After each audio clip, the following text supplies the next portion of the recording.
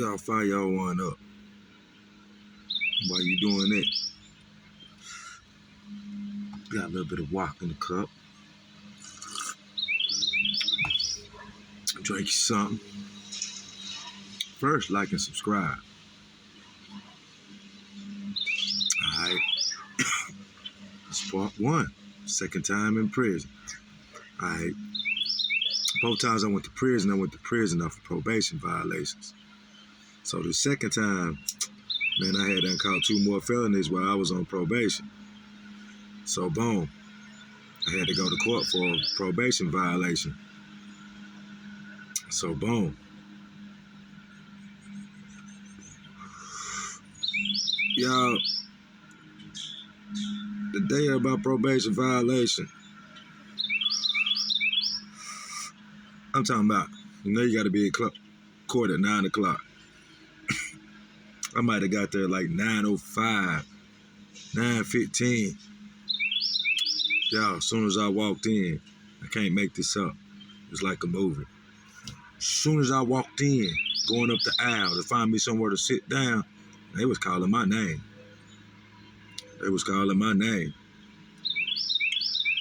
So, I had already done violated twice. So, when they called me to go up front, I had this lawyer. She can't do too much on probation violation because whatever the PO put in with the DA and the judge, that's what they normally gonna go by. At this time, PO had left it up to the court discretion this time. So y'all, when I walked in, they said a couple things. She said she leave it up to the court discretion. And they went to the Department of Corrections. No longer than 18 months, no less than 15. Boom. Y'all, as soon as they said that, the lawyer talking about you want to appeal. Ain't no need for that. Boom, went straight upstairs. So yeah, like I said, we got an annex and we got an old courthouse upstairs where they take you for situations like this. So they took me upstairs. I was kind of relieved. Kind of was ready to go. It's like I was a new man, like it was a weight off my chest or something. But I still had 2 pending felonies on me. One of them was the habitual, facing about 7 to 9 years. But the Most High is the greatest. So, I go upstairs. I sat up there till probably when court was over at about 5. They sent me over to the annex. So I'm going to fast forward to jail time in the annex. Probably stayed there about a month. It's a little box in your room. Tell you, phone, get your stuff ready. Going to prison. Get up early in the morning.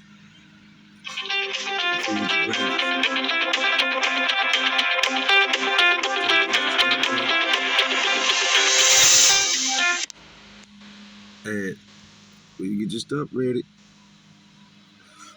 they dress you back out in your regular street clothes.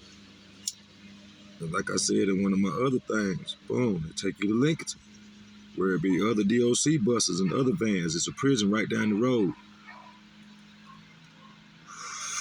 And they take all y'all off, put you on which bus you supposed to be on, by your files. You might go down to Lincoln Prison Camp and pick up some people. But after that, you're on your way to Salisbury High Rise. All right, so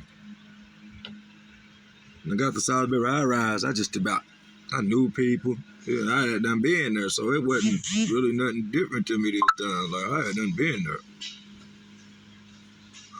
Went back about the same door, but everything. But I got there, I started seeing my homeboys and stuff.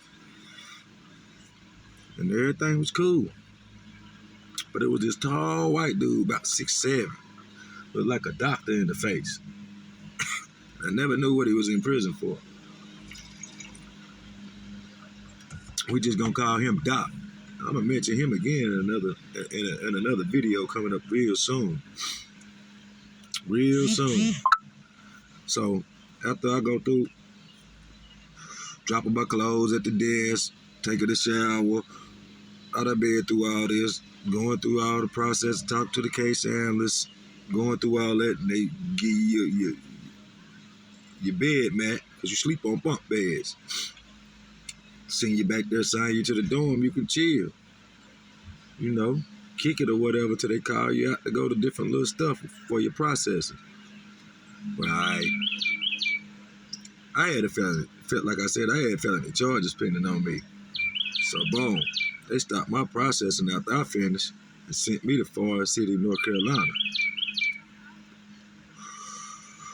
where the Most High took them charges off of me. And I stayed there probably about, went to court. The Most High took the charges off of me. I stayed there probably about a couple of days. And when they shipped out to go to prison, I shipped back to Salisbury High Rise with them. Okay, so y'all, boom. When I get back to Salisbury High Rise, I'm happy. I'm ready to go back.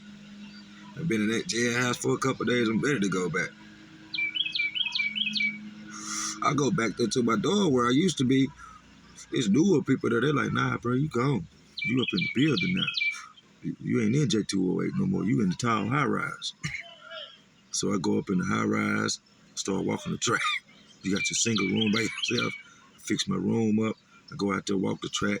I enjoy myself. I'm having fun in that big mud to be in prison because, y'all, this is almost like being free, man. And everything's in there you want. So, you know, I'm all right. I'm using the phone. I'm thinking I'm going to be there for a little while, you know. Got disappointed. Man, that night, not even that night, about 6 o'clock, after child, but if you done been to prison, North Carolina, you know what I'm talking about. Man, this woman come to me with one of the white bags and the little cards. I ain't even get to spend the night in my room one night, y'all. So when I go back in my room, everybody watching TV, I'm kind of pissed off because she told us to get up about 3 or 4 o'clock because we shipping. I'm telling one of my homeboys, one of these people, one of these know-it-alls, sitting in there air hustling. I about slapped him, I'm going to be honest. Oh, yeah, you going to Tabor City. You going way down there. You doing this, you doing that. I'm like, man, shut up, man. You don't even know what you talking about, man. Real talk, I already know where I'm going, bruh. You can't tell me. You ain't the guard. Next thing you know, they come and let me know I'm going to Hope Correction. That's what made me really want to do something to him. Because you sit there and talk to all that stuff like you knew, oh, when you get up early in the morning, they send you to the coast, to Tabor City, way somewhere far like that. Yeah, I went far, but I didn't go to where he said I was going. It was a little bit better. So, boom. I end up that man, getting mad and going to sleep because I knew I had to get up early for a long ride, probably about 6 hours. Down there, man, where it's sand, not dirt. So, boom, they get us up about maybe 4-ish, feed us breakfast. Bro, it's about 60 of us, maybe 40 of us waiting down there. Everybody look like they breath still stinking, wiping coal out their eyes. I hope they got to wash their face and brush their teeth or whatever. But yeah, I'm seeing my homeboys rode up there, went to prison. A couple of my homeboys went on the bus, but long ride. It was dark at first because we was up early. Then probably about 10, we finally pulled into that raggedy Hope Correction. After we passed McCain and Sand Hills in Rayford County, North Carolina, man. Finally pulled in there. About 6 hours away from the whole phone calls gonna be high, all that. So I'm sick when I first get there. Even though my homeboys was there, man, I was sick, y'all. I ain't even want, I'm gonna be honest, man. I didn't want to be there. I was so far away from home, I didn't want to eat for a week. I would just go and chow, give my shit away, man. I might have nibbled on something every blue moon. And then I ain't gonna lie. You gonna adapt to your surroundings after that week was up. Man, I love that place. Man, I love that place. Start getting some motion going, getting my phone calls where they wasn't nothing but $1. I'm getting visits where ain't nobody else 6 hours away from home getting visits up there. Yeah. So I started loving the place. Didn't want to leave, to be honest. So now, y'all, we in Rayford County at Hope Correction. You know what I'm saying? This is my second bid, and got some bankers coming for you. Stop right here. I'll let your boy. Chill.